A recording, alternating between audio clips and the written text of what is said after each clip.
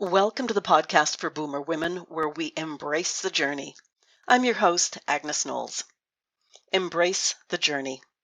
That is exactly what today's guest did, in spades. Teri is just like so many of us, a homemaker, divorced, kids and grandkids, never been into athletics. And yet she tackled a tandem bike ride across the U.S. with her new husband. The trip was therapy and self-examination and personal growth, and led Teri to identify what she calls 10 little rules for a double-butted adventure. These rules, or at least variations on them, are food for thought for all of us. When I asked Teri what she'd want you, dear listener, to think about, well, lean in. Listen now.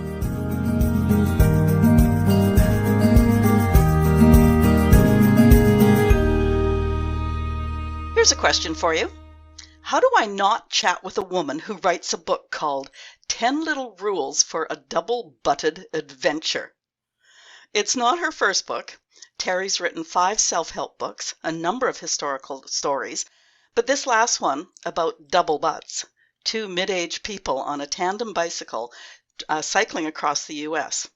Well, the title made me chuckle, but this story caught my attention. On her website, Teri sums it up this way.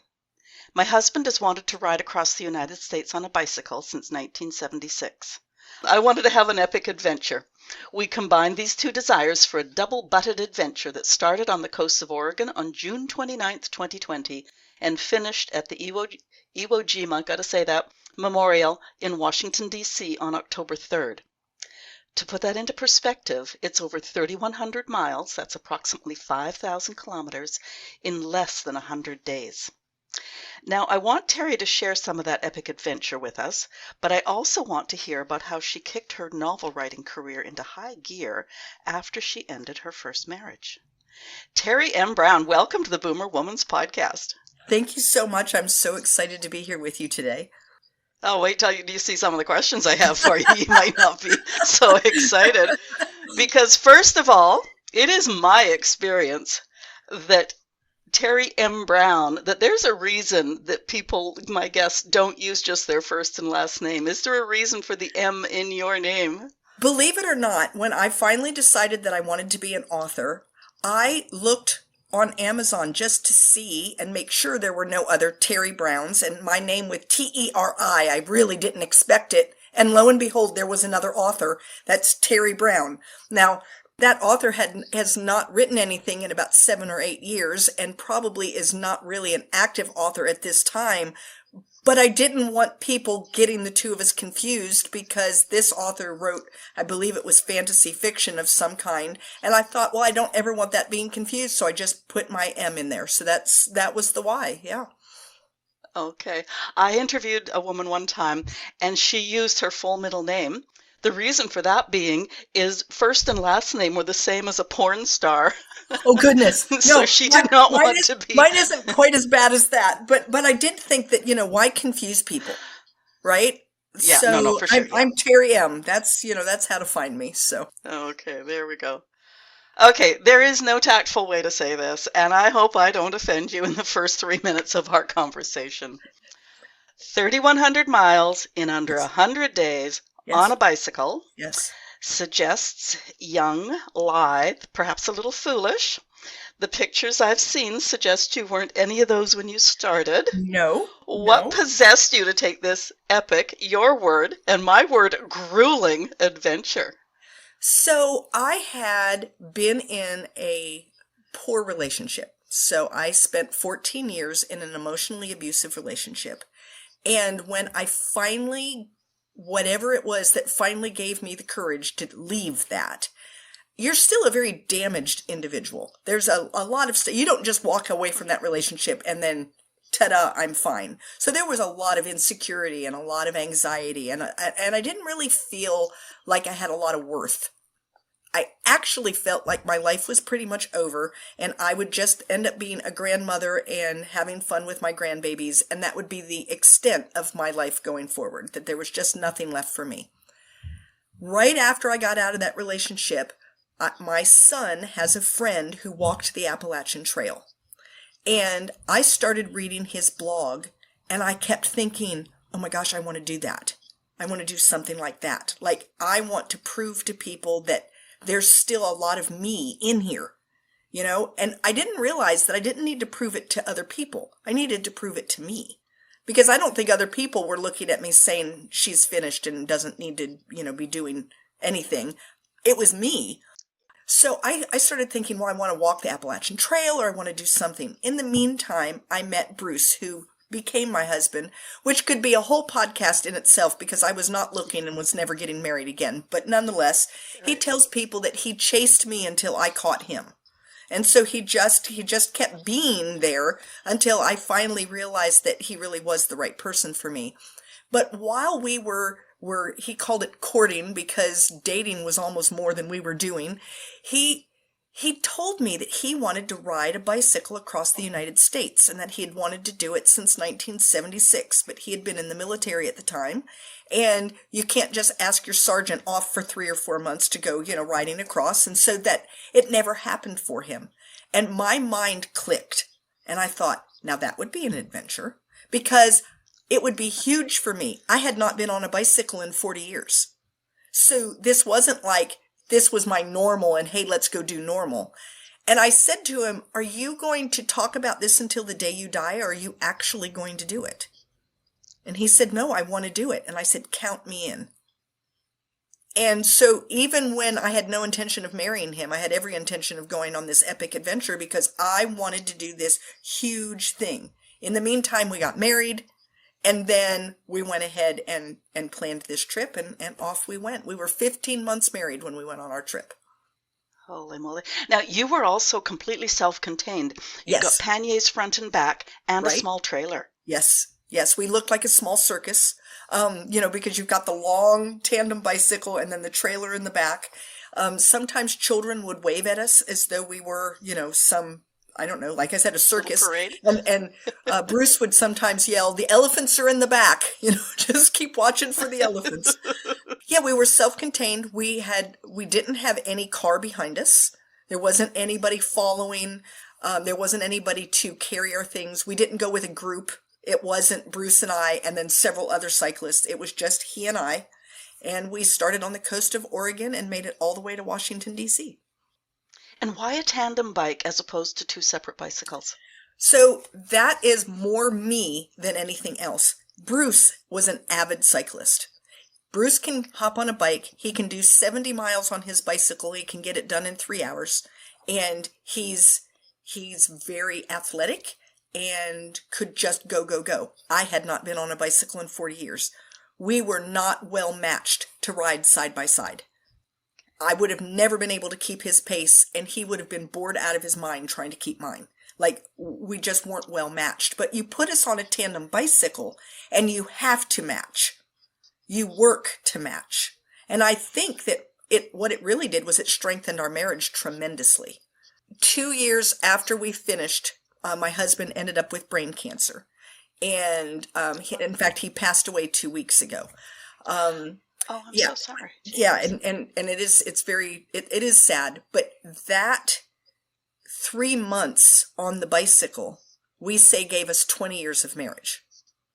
That tandem time is different than earth time. And those 3 months together, we did everything together. We had to ride that bike, not just together, but in sync. We had to be working as a team. We put up a tent as a team. We cooked as a team. We were never more than 3 feet apart unless we were using the bathroom.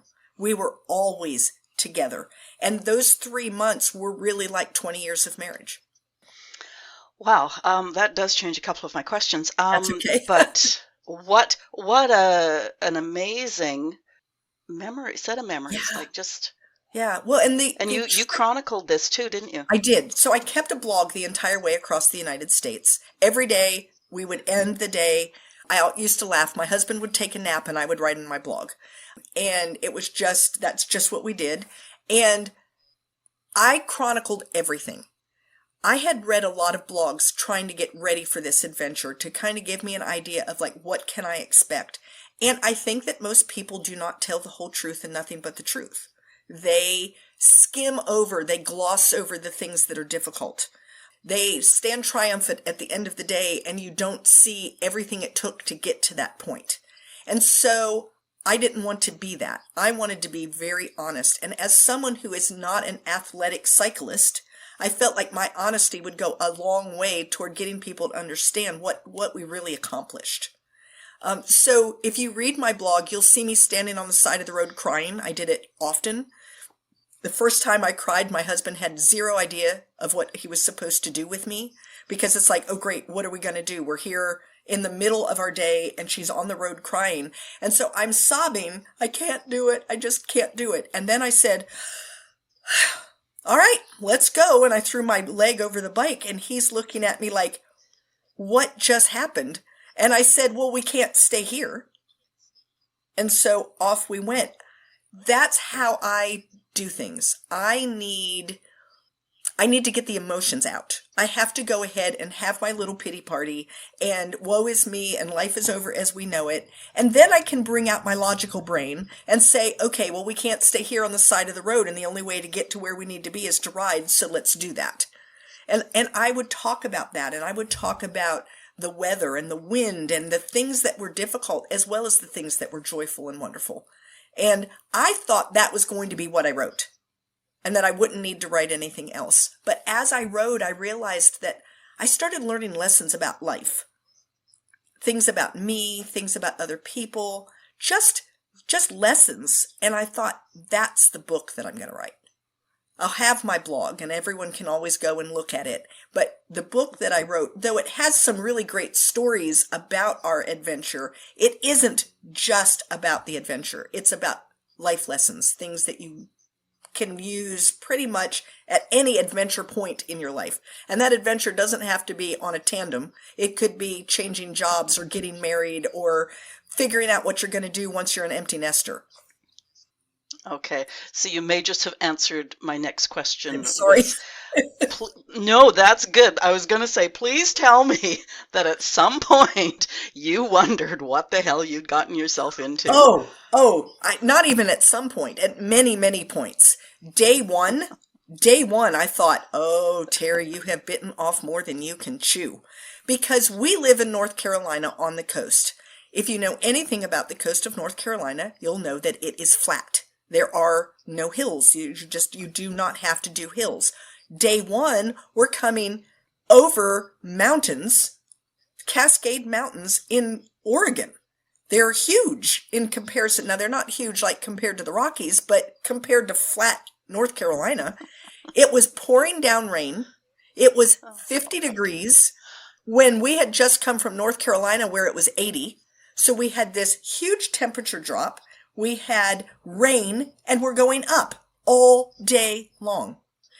I figured we would make 50 to 60 miles a day. We made 27 that first day. I was exhausted. I thought, we'll never make it. I'm not even going to get out of Oregon. So that was day one. Sometime we were in Montana, and there was a day where I said, I am done. It was a horrible day. We had a 70-mile day because there was no place to stop in between. We had 3 flat tires. We went into this valley that had mosquitoes that I swear were the size of your fist. It was 90 degrees. It was hilly and hot, and the wind was blowing directly in our face all day, so we had to fight against the wind. And we got to this nasty little motel that was disgusting, but it was the first one we came to, and we stopped. It was like, this is home for the night. And I wrote in my blog, I think we're done. I'm not having fun. I think we're done. And I had a friend reach out to me who gave me my rule number 9, which is never quit on a bad day. And she said, you've done such a wonderful job, and if you quit today, you've still done a wonderful job. You went from the coast of Oregon to the middle of Montana, and most people would never be able to do that. However, if you quit today, you'll always wonder if you could have made it. So she recommended that we either stay where we were or plan a couple of short, easy, quiet days and then make a decision at a point where you weren't exhausted and overwhelmed. Well, what's funny is the next day, it was a wonderful day. It was beautiful. We got into the next place by 10:30 in the morning. We had second breakfast. We took an afternoon nap. It was fabulous. And then I was all ready to continue. And throughout my husband's cancer journey, we used that one over and over. Don't quit on a bad day. You don't quit on a bad day. You don't make permanent decisions on a day that's emotional. You wait until you've had a chance to weigh things out and be logical. So it's kind of like me crying on the side of the road and then getting back on the bike. It's that same kind of thing where you have to say, okay, today I'm emotional right now. This is overwhelming and I can't do it. How will I feel tomorrow? Let's wait until tomorrow and make a decision. So. Okay, we're 14 minutes in, 15 minutes in, and I don't know whether to laugh with you or cry for you. Both. It's like, oh my goodness. Okay, so you actually talk about the fact that this trip was sort of the ultimate therapy session. Yeah. You call it healing through adventure. Yeah. Can you talk about some of that, whether it's the physical, overcoming personal challenges, personal growth? It was definitely, I think, the healing from abuse. You've got all of this, I don't know, stuff that kind of bubbles up and you don't even expect it. And you're having a really good relationship and the old relationship is in the way. And it's constantly rearing its ugly head and making you make assumptions about your partner based on some other person and all of this. And it's very hard to get rid of that. But when you're on the back of a tandem bicycle for hours every day, my husband and I spoke a lot, but there were long periods of time where it was just me in my head. So you do a lot of thinking, you do a lot of soul searching, you are able to explore things in your head and kind of come to terms with things. And then you have this beauty all around you and the sun is shining and the wind I think there's something very healing about being in nature. It just, I don't know, there's just something that grounds you and makes you understand that you're not the center of the universe, that there's a whole lot more out there than you. And by the time we got done with that trip, you know, we're coming up, we were, I don't know, half a mile from our destination and you could see the flag on the memorial. My husband points it out. Teri, you see that flag? I said, yes. He said, that's it. That's where we're going. And I started to cry. And then I laughed. And then I cried again. I mean, I was just a big ball of I'm an emotional woman and that's where I was. And then I thought. You're going to have me in tears, yeah? Yeah. And then I thought, you know what? I can do anything I put my mind to. Anything. I just rode across the United States on a tandem bicycle. It is not a matter of can I do it? It's a matter of do I want to? What do I want to do? And my answer was, I want to be an author. It's what I've wanted to be for a long time. And I've been too afraid to put my work out there, too afraid to let anyone read it, too afraid to be rejected. And 14 months later, my first book was out. So two questions come to mind. The first is, you know, you talk about standing on the side of the road, just crying your eyes out because you're physically done, you're mentally done. Right. Do you think some of those tears were also releasing some of that baggage that you had brought with you? I'm sure they were, because there was a lot of the times when I was standing on the side of the road, there was a lot of fear and anxiety about going forward, about what's coming around the corner, and all those things that you feel when you're living in abuse, about, you know, what is today going to bring, and can I face it, and will I be big enough for it, and all of those things. So yeah, I think that all of that crying, you get a lot of junk out through tears and letting yourself just feel it, you know, and I was in a safe spot because I had a husband that loved me and understood me and allowed me to stand on the side of the road and cry. He got to the point. Now, the first time he was a little, you know, edgy. He didn't know what to do with me. But by the third or fourth time, he knew that what he needed to do was stand silently, be present, but he didn't have to be on me. Like, don't touch me. Just let me have my moment. And that I would eventually come back around to the woman that he knew that was going to say, okay, what do we need to do to finish today? And I think I learned a lot about myself as well. I used to really, really hate that I was that emotional. I wanted not to be that. I wanted to be this strong, you know, person from the beginning. And I've realized that's just not the way I'm built, that I am an extremely strong woman, but I need my cry first, and that's perfectly acceptable. And I started to accept me for me. This is just who I am, and it's okay. There's nothing wrong with crying. There's a few people out there who would suggest that there's strength in that vulnerability. Yeah. Yeah, like, and I think that if you're willing to be vulnerable. Right. I finally became okay with me.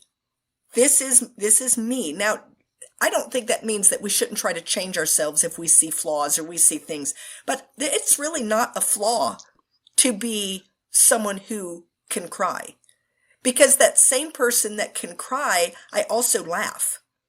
I also laugh very easily. Things I find funny and then I'm laughing. I also see beauty very quickly. I can stand in awe. I come over the dunes at the beach, and you'd think I come over the dune. It's the same beach. I do it morning after morning, and every morning I still go, oh. And so the woman that can do that is also the woman who cries. And I've learned that it's okay. That without the crying, I can't be all the other things that I like about me. And so we're just going to accept the fact that I cry. That's how I handle that emotion. I go ahead and then let it out. And then once you've let it out and expressed it, well, then you can figure out what you're going to do with it.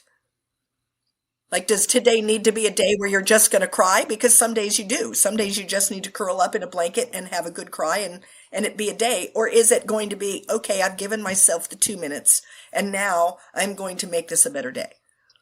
I will interject here too, though, Yes. that there's a difference between crying when you've been pushed to your limit or possibly beyond your limit, and crying because you've broken a fingernail right after a manicure. Right, exactly. So. But I've just decided that I am an emotional person. And those emotions have given breadth to my life that I wouldn't have had otherwise. Because I know people who are not emotional like I am, who go along at an even keel, and I think I wouldn't like that. Because they don't laugh as hard as I laugh. They don't find, like, I can find things so funny that I have tears rolling down my face because it is so funny to me. And I know people who don't experience that.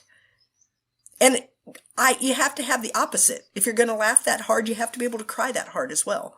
And so I learned that about myself. And so I think that going across the United States taught me to be more gentle with myself and to recognize that there isn't anything wrong with the way I do life, and to accept that this is me. And I am strong too. Not, oh, this is Teri and she's so terribly weak. It's no, this is Teri. She has big emotions and she's a strong woman, and I can be both. Now, you've told us little bits about Bruce. Yeah. What my second question was going to be is, do you think the nature of the man he was also contributed to your success? So do you think you could have done this with someone else? It's hard to say. I can't imagine doing it with someone else.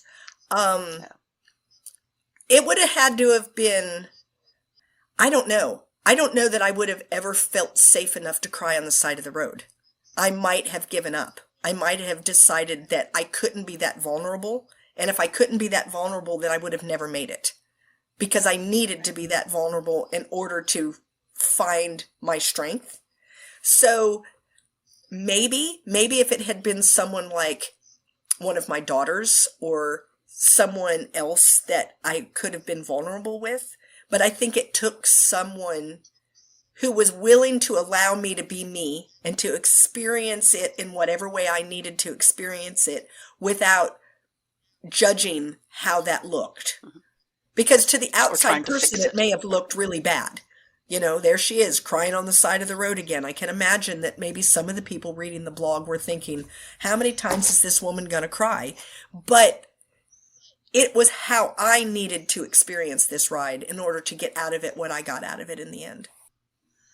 I empathize with the crying, like just being that done in every way, physically, emotionally, all of it. Yeah. All of it. And then even things like, I'm not athletic. I tell everyone I'm a desk jockey, and I love being outdoors, but outdoors like, let's go walk along the beach and pick up shells. Or let's go to the pool and I'll swim a few laps and then we'll just, kick lazily in the water in the sunshine. I enjoy outdoors, but I'm not athletic. My husband, he ran marathons. He ran he did the triathlons. He snow skied and cross country skied and scuba dive, and he is athletic. And so for me, this was huge. This wasn't a minor thing. This was a huge thing. Trying to sit on a bicycle saddle for miles and miles every day. I mean, it's not comfortable, and you have to learn and figure all of this stuff out. It was huge for me. So when you'd get to the side of the road, it wasn't just, oh, I'm tired. It was, I'm exhausted. My fanny hurts. My feet hurt. I know that at the end of this day, I'm going to be sleeping on a blow-up mattress in some tent somewhere. Like, nothing ever felt like, oh, good, we've come to the end of a day and now we're going to have this like beautiful spa resort. That's not what happened. You would get to some place and it would be like, oh, good, there's running water. And that just made it even harder for someone like me, that this wasn't natural for me. This was huge, which is why I call it epic. I think anybody would call it epic. I was just empathizing with your sore butt. I used to commute to work by bicycle, and it was from one end of town to the other, well, the city. And I can remember that the day my bicycle got stolen, I was less upset about the bicycle as I was the saddle. Yes. Because the saddle was comfortable. Because you finally found one that worked for you, right? And I know I tried 7 different saddles before I found one that I thought I could make it across the United States on. I would try them and it would be like, oh no, I've got pain running down the back of my legs into my knees, and just, it was horrible. It was really difficult to find something. My husband did not have that problem. And I think the difference between the way men are built and women are built, men can get on just about any seat and be happy, and women just can't. I told people, I said, there were some that felt like I was being violated. I mean, it was like we would go over a pothole and it was like, okay, I mean, I need to call 911 at this point. It was just bad. And so you had to work on, and then finding the right clothing that was not going to cause you to get chafed, and all of the things that you had to do. It was, and for someone who's not athletic. So I started at 0, and had to figure all of this out in order to go on this trip. And, I started with things that my husband liked and then had to adjust from there, because just because it worked for him didn't mean it worked for me. Right. Okay, so you've already inspired a cajillion listeners out there. Oh, I wish we had a cajillion listeners. But I do want to change lanes. Okay. I know you have children and grandchildren, so it sounds like you've had the same busy life the rest of us have had. You ended a bad marriage, and that seems to be, although you've just actually said now that getting back from this trip was actually the impetus that sort of took your writing career to the next level with the historical novels. Right. Now, a lot of us think that we've got a great story inside of us. You did something about it. Can you tell us about setting your mind to being the author you are today? So, when I left the bad marriage, I began writing. Words were falling out of me. And I think it's because for a long time I had been wanting to write, but I didn't have a safe space to be. So you're in an abusive relationship. You're going to write your words, your thoughts, your characters, your creations. You have to have someplace safe, because you're going to put it out into the world. And if someone rejects it, you don't want to have rejection there and then rejection in your own home as well. So I was afraid to write and didn't. But as soon as I got out of that relationship, I started writing. But I was still terrified, and I didn't want anyone to read it. So I had manuscripts and half-finished manuscripts, but nobody was looking at them. And it wasn't until I went on the ride that I realized, why are you doing this? You rode across the United States. You can do anything. Anything that you want to do. You claim you want to be an author. Is that true? And if it's true, what are you going to do about it? And I just pulled out one of the manuscripts that I felt was the one that just was the right one. And I thought, this is it. I did a little bit of polishing, not enough. I found the right person who saw in it what it could be. And they kind of took me by the hand and helped me. I had an editor that came in who said, we need more here and we need more here.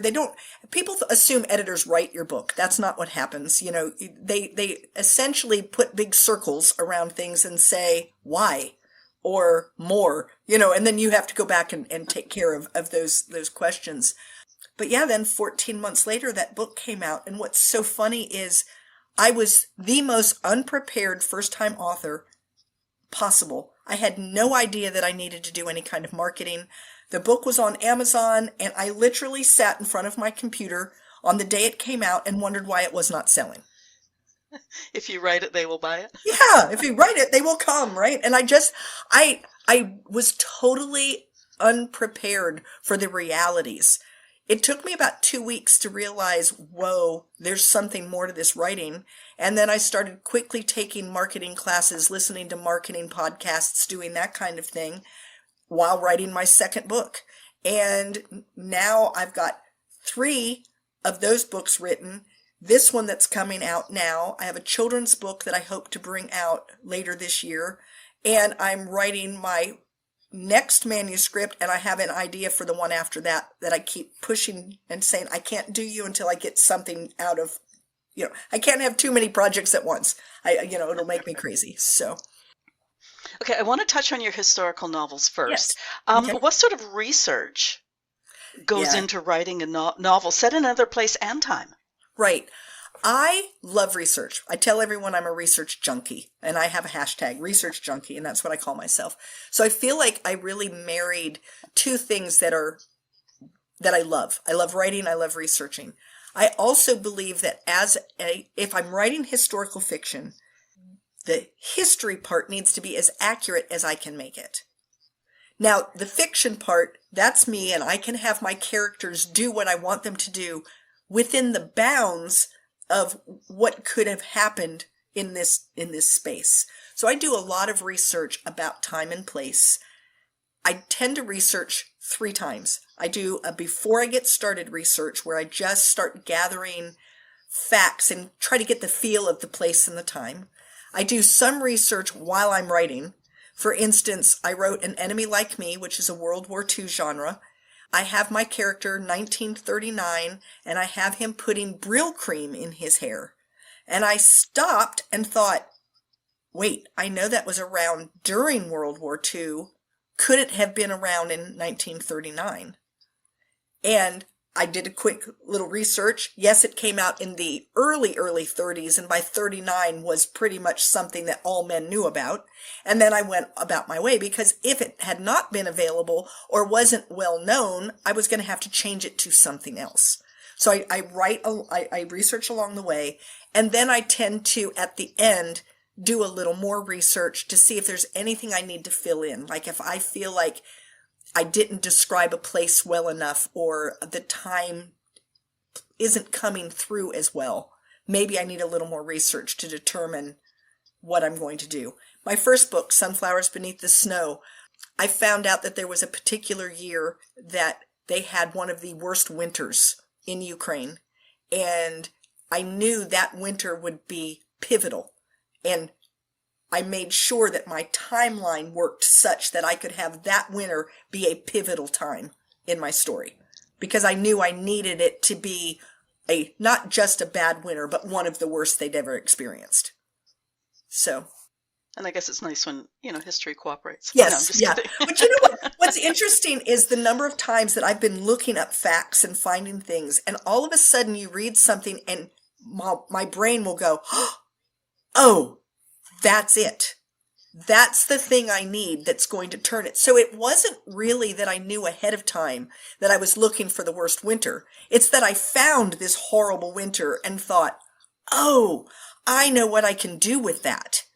Now I just need to make sure that my timeline will work. If I started in this year instead of this year, this timeline will work. and then it works. So a lot of times that's what will happen is you'll find this fact and you'll think, that's it. That's going to be the turning point of the story. That's going to be the thing that just turns everything around. So. Oof, sounds fun.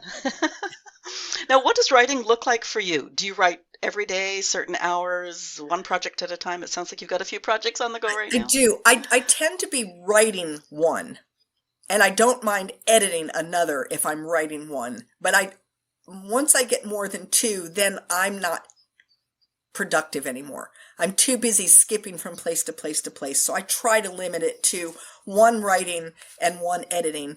And then I might have one out that I'm marketing. So there's that whole aspect, which is a different aspect, but not anything more than that, or I can't keep up with myself. I would love to tell people that I wrote every day. I have friends that write every day from, 6 a.m. to 10 a.m. or whatever they do. I don't. I tell people that I am a binge writer. I will not write for 2 or 3 or 4 weeks. I'll be thinking. I'll be playing scenarios out in my head, but I'm not writing. And then I'll sit down and I'll write. And I will write for 2 or 3 days, pretty much from the moment I get up until I go to bed. There's no laundry being done. No one's being fed. I mean, I'm not showering. I'm just... And then once I'm done, then I might not write again for several weeks because I got that all out of my system. So I'm a binge writer. That's, Okay. Now, do you write your books sort of from start to finish? And what I mean by that is I know another author who, within the plot and the place and all the rest of it, she thinks about this really good piece. And so she'll write that. And then she'll think about another one for another character, and she'll write that. And when she then goes, sort of sits back and looks and goes like, okay, now how do I fit this together? And I mean, I've read her novels. They are gripping. So it obviously works for her. For her, right. But what's your process? I tend to write from start to finish. Okay. If I get stuck in a spot, I might write, we'll need more here, and then move on. And I'll write it and highlight it in yellow so that when I come back, it's very easy to find. Yeah. And I also put things like need more research here, or I'll forget someone's name and I've named them back earlier and now I can't remember. And I'll just write a description of the person and highlight it in yellow so that I can find it later. But I tend to pretty much write start to finish. Then I go back and edit it pretty much from start to finish. And then when I edit it my third time, then I'm picking sections that I think, okay, this needs more and this needs, and I might jump around. I think it's because I don't know where my story's going. And so I can't skip because I don't really know where it's going. My characters kind of tell me what they're doing as we go. I've tried writing from an outline. It does not work for me. My characters refuse to play. I feel like they stand up against the wall and say, you let us know when you're done with your little experiment and then we'll tell you what we're actually going to do. They just don't like what I'm trying to do. In my third book, Daughters of Green Mountain Gap, I knew what I needed to write next. It was a very difficult chapter and it was a very, a turning point in the story. And I wasn't convinced that this is what I wanted. So I didn't write it. And I just then had stupor of thought. For 6 weeks, I wrote nothing. And I figured that the book was dead in the water and that it just wasn't going to go anywhere. And I finally said, okay, I'm writing this difficult chapter. If I don't like it, I don't have to use it. And I wrote it. And as soon as I wrote it, I went to bed that night, woke up the next morning. I knew how the whole book was going to end. I knew everything that I needed to know. And I feel like my characters said, you wasted a lot of time over there not doing what you needed to do, right? So for me, I think the beginning to the end is the way I need to go because I really don't know where I'm going with the story until it reveals itself to me. Now, as a research junkie, Yeah. You obviously learn about real people in a time and place. Do any of your characters get based loosely around specific people? Yeah, they do. And they also get a little bit based around me. I tell everyone that it's hard to write a character that doesn't reflect me in some way. It's either like me as I used to be, me as I am now, me as I would like to be. You know, the how would I act if I were braver, or if I had, you know, this ability, or whatever. And yes, I think all of my characters have people in them. I know that people have read it before and they're like, this sounds a little bit like your daughter or your mother or and it's like, well, yeah, I mean, there's some of them, you can't help but do that. I tell people, if you're friends with an author, you're going to find yourself in their books.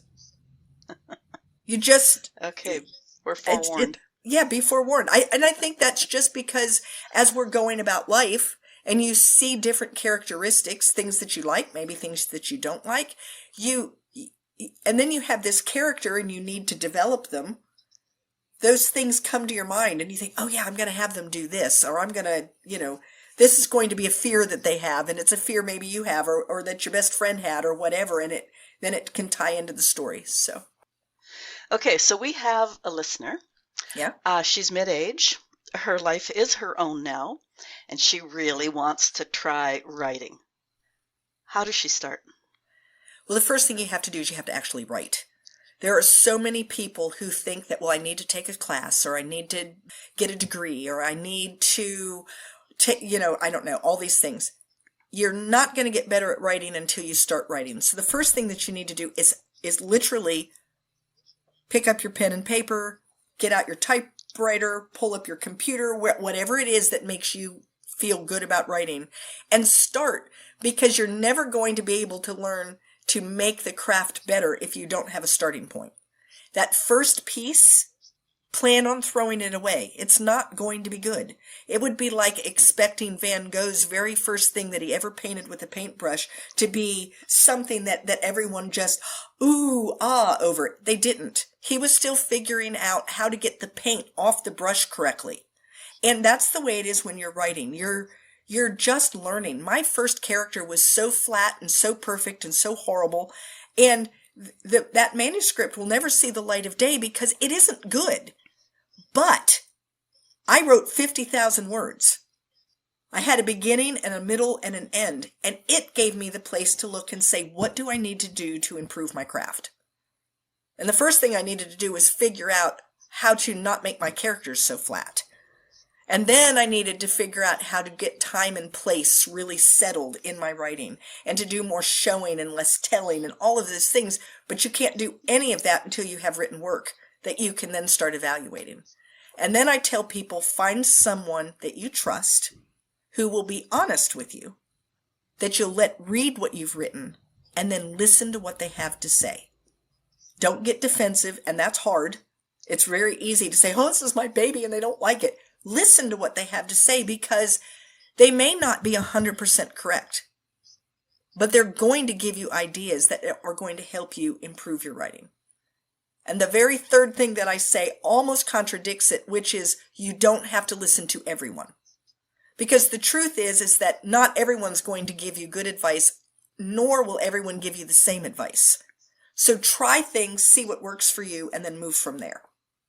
That's how to do it. Now you also mentioned, you write your book or your manuscript, yeah, and then you read it and sort of edit and make little notes about develop this, or right, more research, something like that. Can you still edit from outside yourself? I know when I write something, I'll maybe look at it 2 days later and I go like, okay, like that doesn't flow.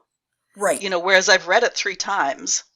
And, sometimes like missing words or whatever, you put them in because you meant to put them in. Right. So you can still edit. I definitely do my own editing first.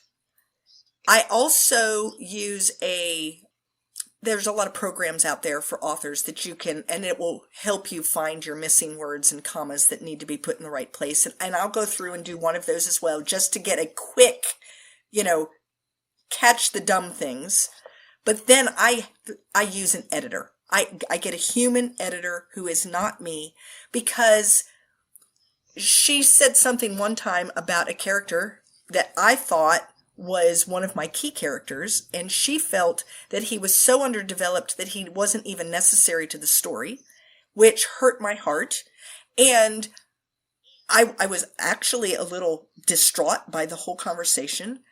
And she told me, she said, take him out of the story and just read his pieces all by itself. And you will see he does not have an arc, and therefore you do not need him. Well, she was right about the fact that he didn't have an arc. I didn't think she was right about the fact we didn't need him, so I strengthened him as a character, and I gave him the arc that I thought he had because he had it in my head. I knew the character, I knew his arc, I had not given it to my readers, but I couldn't see it because the character lived in my head.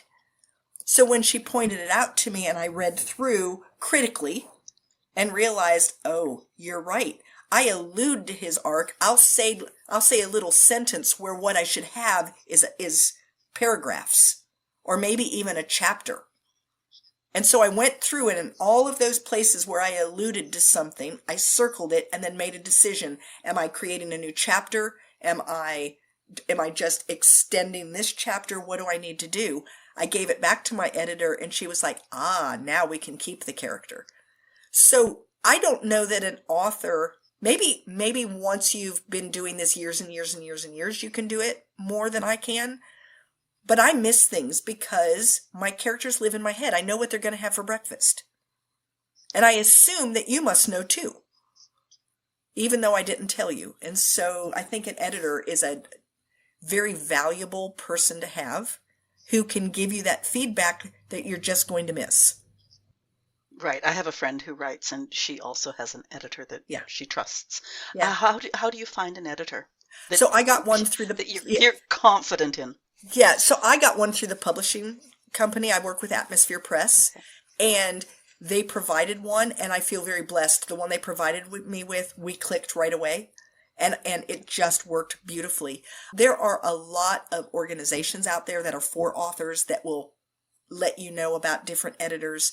Word of mouth is one of the best ways. If you're getting into writing, start joining groups of other authors and then ask, who do you use? Who do you like? And start listening to who they like and why, because not everybody needs the same kind of editor. And so you have to kind of find that person that gels with you, and then just start going out and seeing. You might end up with an editor and realize this is not a good relationship, in which case cut bait, run, and go get a new one. That's what you need to do, and eventually you will find that where you jive with that other person and you feel comfortable with what they have to say, and off you go. So another aspect of research. Absolutely. Absolutely. Okay, what haven't I asked you that you want midlife women with a dream of writing to think about? I think that the thing that I want midlife women who have a dream of anything to think about is to do it. Don't wait. Don't put it on a bucket list that's going to happen 27 years from now, because you don't know what's coming down the pike. My husband and I went on this trip in the summer of 2020, COVID summer. We probably shouldn't have gone. Everyone told us not to go. We went anyway. 2 years later, he was diagnosed with brain cancer. We would have never been able to take the trip had we not gone when we went. And so I've learned I don't like the idea of a bucket list anymore. I think that what you should have is I'm going to do it this year list. What do you want to accomplish this year? And then work to do that. And maybe you can have an idea in your mind of things you want to do later.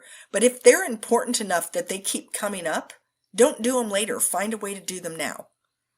And so that's what I would say to people is, if you want to be an author, start doing it now. Don't wait for some perfect moment. There isn't going to be one.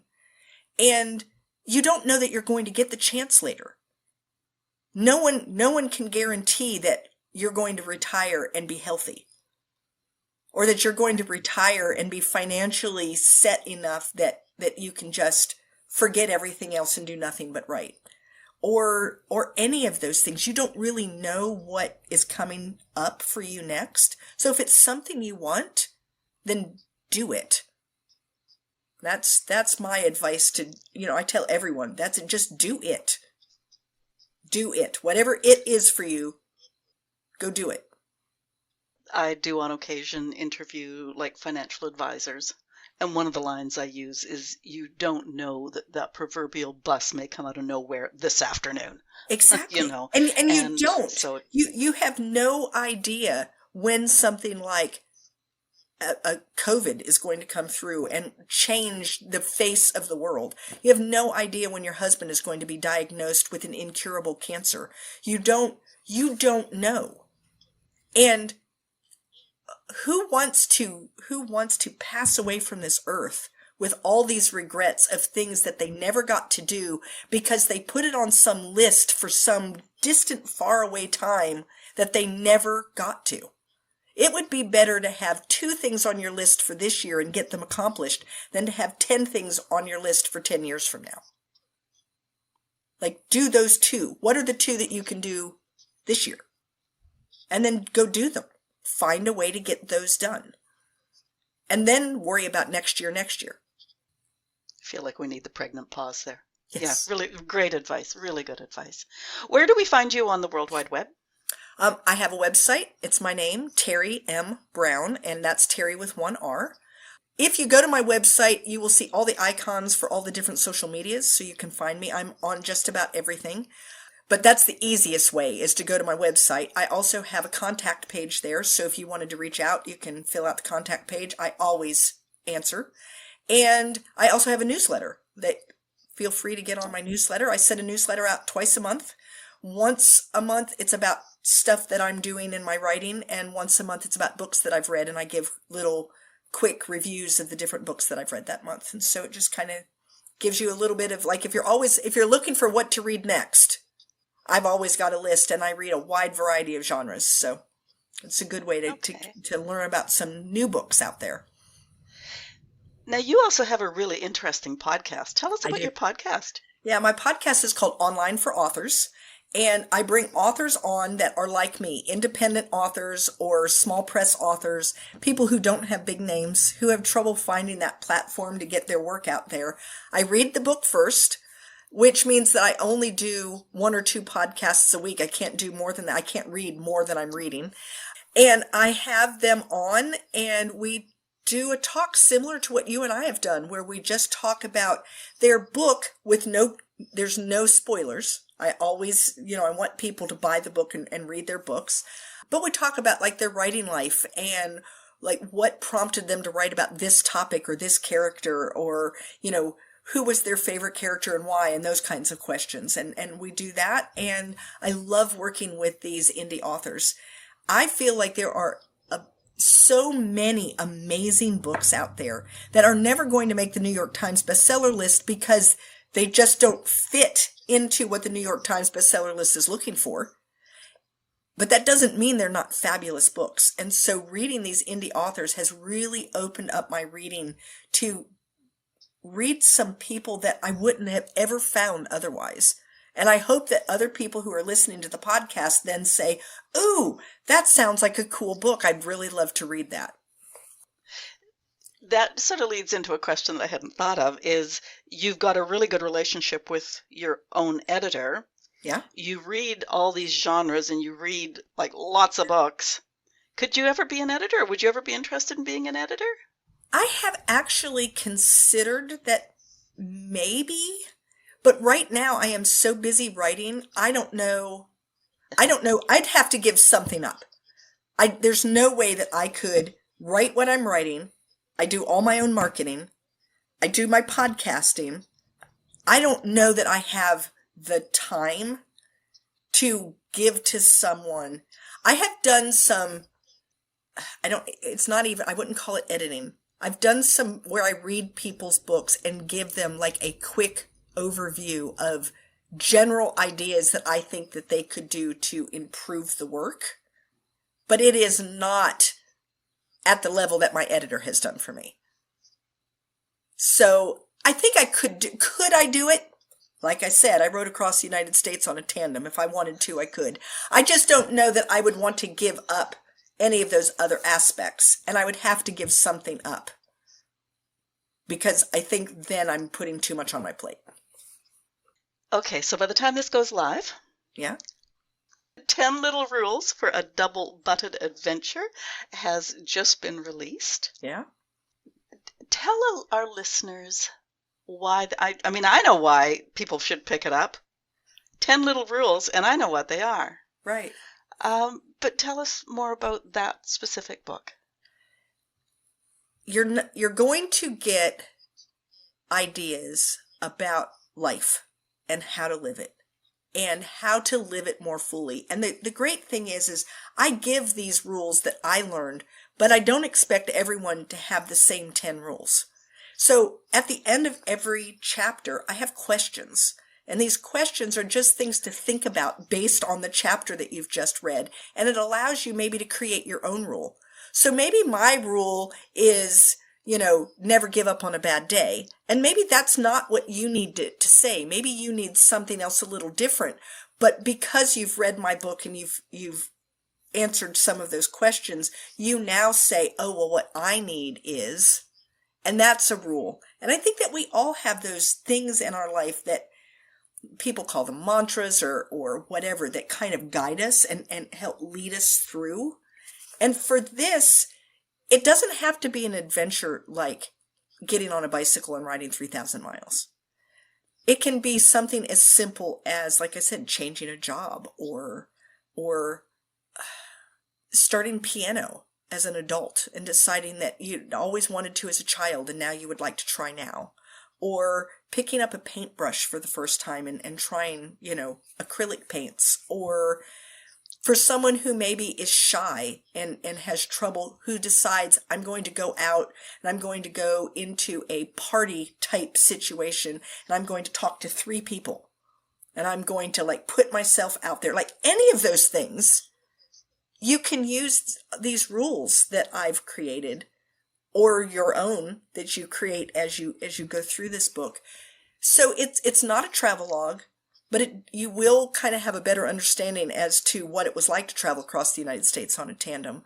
But I think what you'll really come out with is an understanding of what it's like to feel a little more free and to believe in who you are and to believe in your possibilities and to do it in a way where you're going to be confident.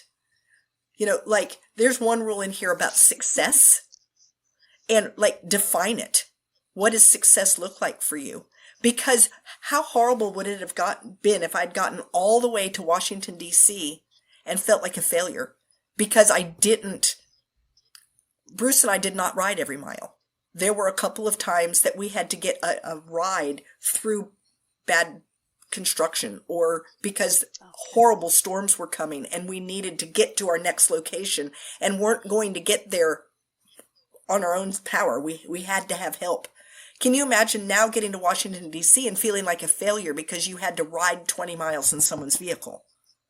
And so it's those kinds of things that help you understand, what do you need to do so that when you're done with this adventure, whatever that was, that you can feel successful on the other side. And that you can have enjoyed the experience all the way through. So that's what you're going to get.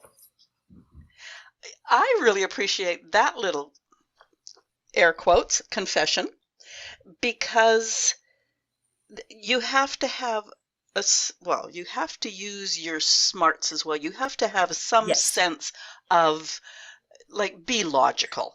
Right. If there's this road construction and big, huge vehicles and all sorts of weird things going on, you do not want to be on a bicycle. Right.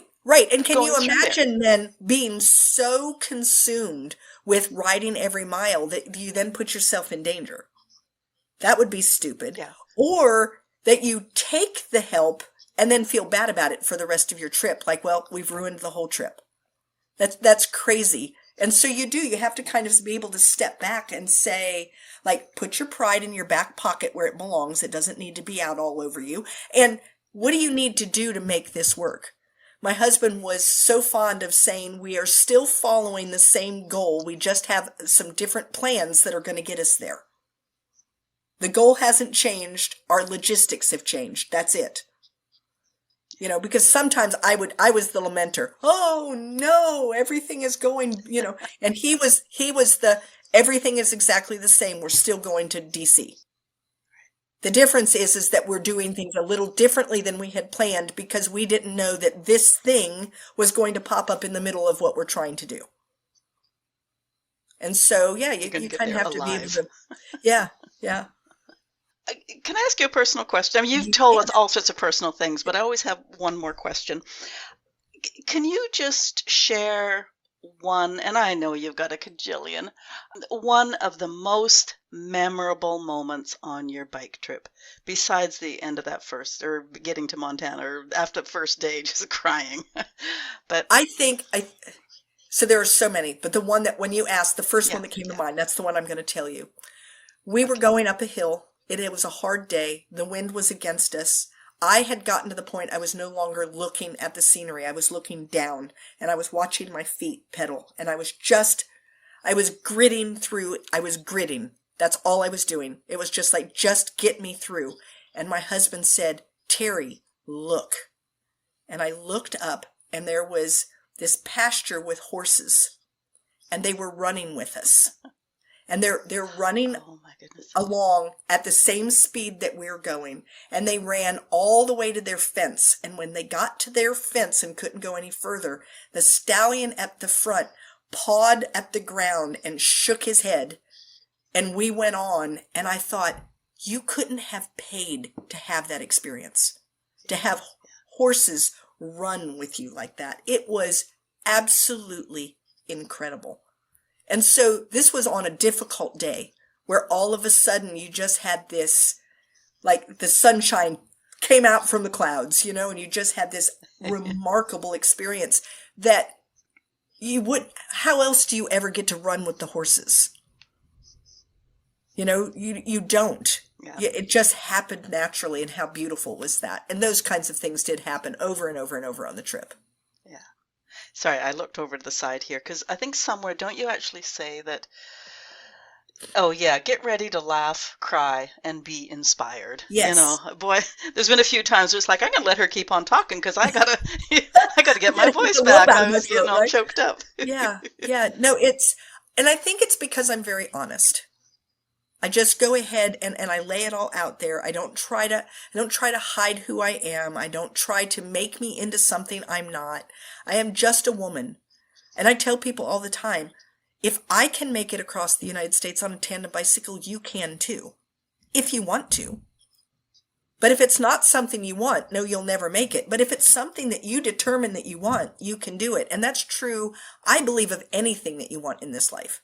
If you really want it, really, which means that you're willing to work through the horrible hills and the mosquitoes valleys and the flat tires and the heat and the wind against you and all of the things, then you'll do it.